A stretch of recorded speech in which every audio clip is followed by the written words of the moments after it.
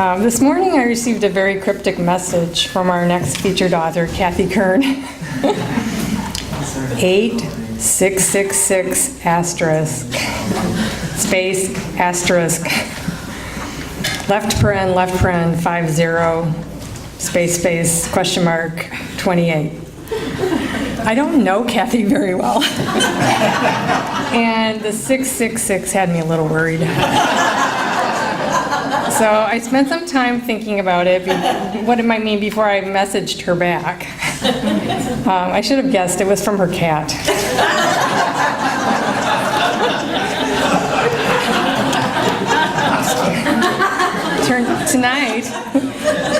Tonight her reading features several horses, but don't be surprised if a cat sneaks into it as well. Cathy Kern.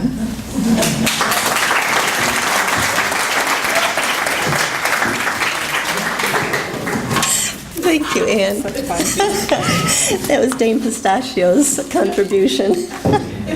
Thanks. Dame Pistachio.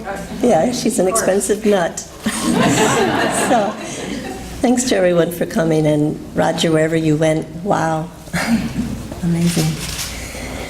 So, My View of the Bright Moon is the name of the novel I'll be reading from, chapter 9.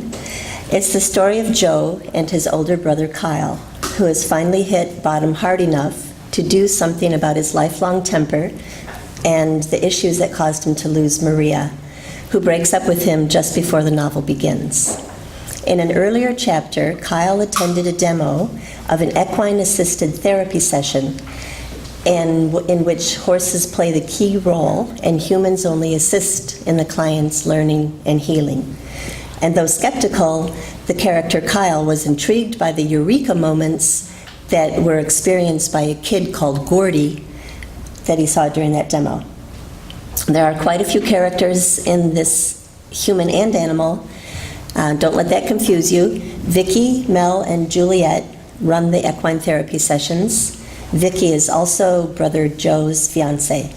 And if anyone's not familiar with the terms, Appaloosa, Palomino, and Chestnut are simply color classifications for the horses. And for this story, brown and white spotted, blonde, or the color of a new penny. And there's a reference to Donut, a cat who recently charmed Kyle out of a fit of temper. So here's Kyle in the horse arena for his first session. Taking his time, Kyle directed his steps toward the Palomino mare. She'd wandered away from the Appaloosa and had been staring at him since he clicked the gate of the arena behind him. He recognized the two mares and the chestnut in the distance from the demo at school. And though it felt silly, he couldn't help wondering if this mare recognized him too. Behind him, he heard Mel talking to Juliet in low tones, reminding her to never try steering a client to any particular horse because the therapy started with that step. He slowed his pace to hear more. She said the client's choice usually meant something to them and fed into the metaphors which would develop throughout their session. Also, that the horses who responded would be doing so for a reason. Something in the client's energy would resonate with the horse and attract them to the client, or not. Kyle decided he would track down Vicky later and get to the bottom of how this stuff worked. Wishing again, she'd agreed to run his session. She'd flatly refused, saying it wasn't ethical for her to provide therapy to her fiancé's brother. He admired her for being a stickler for rules, but still, walking across the paddock as Mel and Juliet's client, he felt like a 6-foot 4-inch dick. He pictured turning around and saying, "Hey, sorry, but let's forget this. I don't want to do this after all." But as his thoughts churned, his feet kept moving forward, his dusty boots taking him farther from the women. I could blame Donut. Say, "I don't need the horses. The cat got to me first." Ha! But I told Vicky I wanted a session. Well, that's no reason that I have to go through with this whatever, voodoo.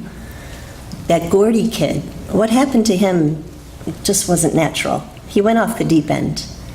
Besides, I'm fine. An image flashed through his mind.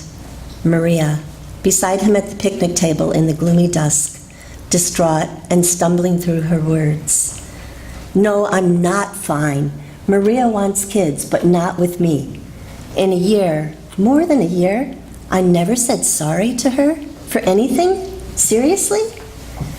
Joe's asking me why I'm always angry at the world. I can't have a civil conversation with Ma.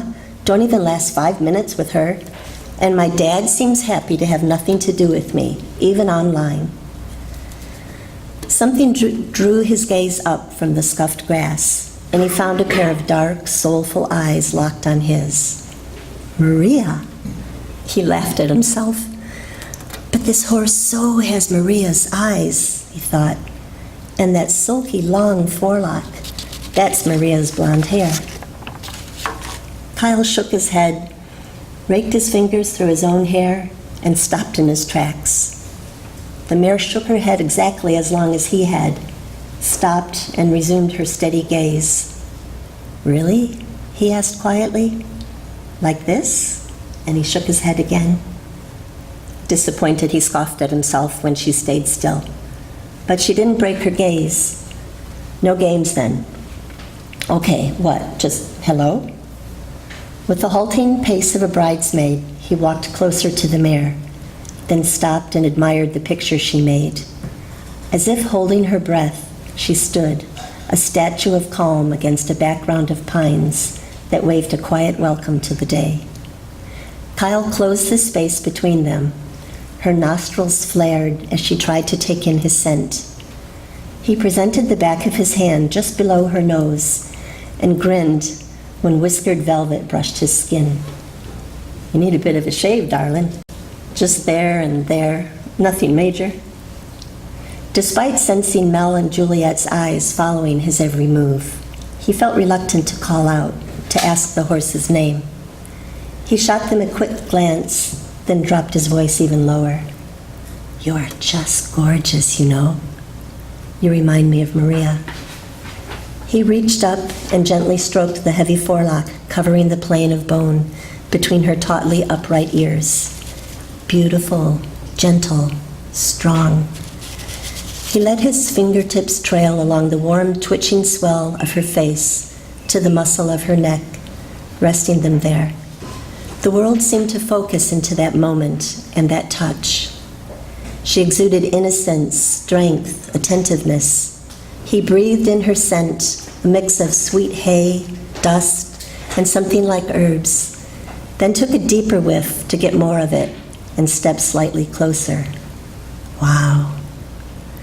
Kyle directed his thoughts to her watching eyes. "Are you reading my mind? I can see why you pull us poor suckers in. Like Maria, right?" "No, sorry. You're no game player, are you? Sorry." "And she wasn't either, was she? It was me, right, Maria Horse? That's what you want to tell me? It was me?" From the corner of his eye, he saw the chocolate and white Appaloosa that had been watching from the far edge of the field, now hovering just a few yards to his left. Not moving from Maria Horse, he addressed the second mare out loud. "And hello, who's this? Ma, maybe?" "Eavesdropping on a private conversation again." "That's right, don't come too close. You keep your distance. Keep your secrets, like about Dad." He squared his shoulder and felt his chin jerk higher. "So where is he, Ma, eh? Ever going to tell us what happened on that ski trip and why we haven't heard or seen him since?" Kyle followed Ma's gaze as she turned to his right and saw the gleaming chestnut horse, proud and powerfully built, staring into the distance. "Ah, so is that Dad over there? Checking out greener pastures?" His stomach lurched. Who left who, I wonder? Kyle felt tears well up, then velvet prickles on his face as the palomino nuzzled his cheek. The gesture undid him. Tears flowing, he leaned his forehead against the solid expanse between her eyes and struggled not to sob. She stayed still. The quiet warmth of her breath against his throat and chest calmed him. Gently raising his arms around her head, he clasped his hands high up between her ears. She simply stood, alert but relaxed, like she was being as careful with him as he was with her, like she was tuned into him. When we were small, Ma used to kneel down and do this with us, he thought to her. She'd call these head hugs. He let his face roll to the side, and his eyes grew wide. The Appaloosa, Ma, stood tossing her head as if she were laughing. Kyle caught his breath. Laughing. His arms still around Maria Horse, his face against her shoulder, he stared at the other mare. We got so few of those hugs, he thought. But geez, Ma, they did make us laugh. Distinct as a pebble dropped into his palm, he heard the word, yummy.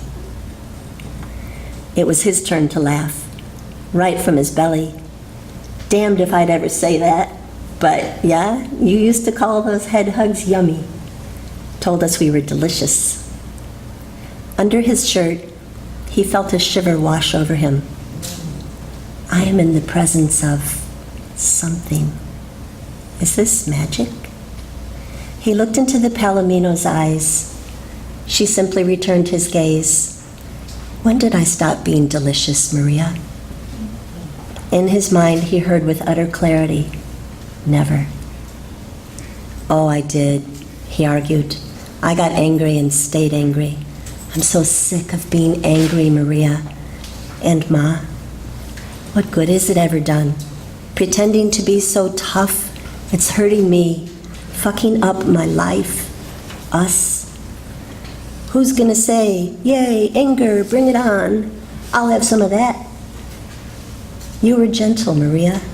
You were soft. No wonder it felt so good to be with you. And what soft woman is going to want an angry man to father her child? Forehead to forelock now, he continued to whisper, no longer aware or caring what he said, only wanting to keep this connection flowing. Finally, he ran out of words, his mind emptied. He stayed in place until she shifted her weight. Then she took the smallest step back, and another. The spotted mare waited as Maria Horse walked to her. The chestnut had moved deeper into the paddock, grazing alone. Kyle stood in the middle of the arena and watched the two mares, shoulder to shoulder, hindquarters swaying, walk to the fence and begin to graze. For one long moment, Maria Horse paused and looked over her shoulder at him. Ears pricked forward, she dipped her head once. Kyle nodded back, asking, to what? The mare broke eye contact and turned away to rip grass from beneath the lower rail of the fence. Kyle just stood. He took a long, shaky breath, drinking in the beautiful animals who had just touched him so deeply. Becoming aware of being watched as well, he turned and made his way back to Mel and Juliet. He felt both wiped out and awesome, calm and happy. Thank you.